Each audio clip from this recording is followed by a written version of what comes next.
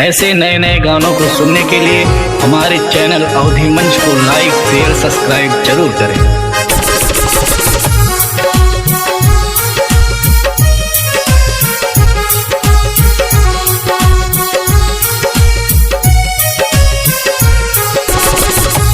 दुश्मन मिले सो भैया हम अगर मतल दी यार ना मिले। दुश्मन मिले सो भैया हम अगर मतल दी यार ना मिले। दुश्मन मिले सो भैया हम अगर मतल दी यार ना मिले। भोला बन के बैठे जीवन के अधिकार ना मिले। भोला बन के बैठे जीवन के अधिकार ना मिले। दुश्मन मिले सो भैया हम अगर मतल दी यार ना मिले।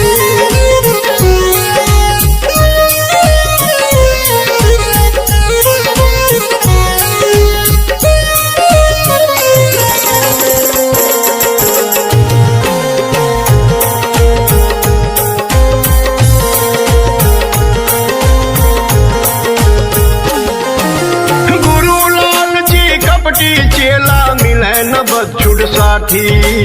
बाप निर्दयी बेटवा मेहरा मिले न घटिया नाती। रड़ुआ रहे जन्म भय मगर करकसा नारी ना मिले। रड़ुआ रहे जन्म भय मगर करकसा नारी ना मिले। रड़ुआ रहे जन्म भय मगर करकसा नारी ना मिले। दुश्मन मिले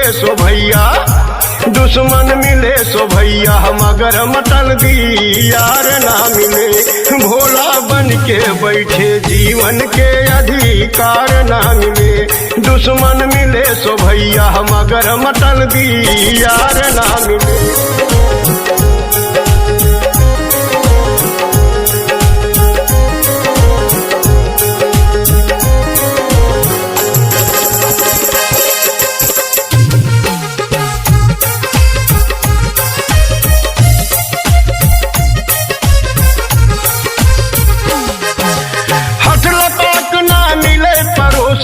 सोम से होई न भेंट बिना मर्द के सबसे बेहतर परती राखे खेत। तो बल्कि रहे अकेला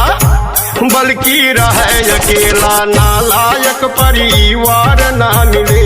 बल्कि रहे अकेला नालायक परिवार ना मिले। बल्कि रहे अकेला नालायक परिवार ना मिले। दुश्मन मिले सो भैया हम अगर मतल दी यार ना मिले। दुश्मन मिले सो भैया हम अगर मतल दी यार ना मिले। भोला बन के बैठे जीवन के अधिकार ना मिले।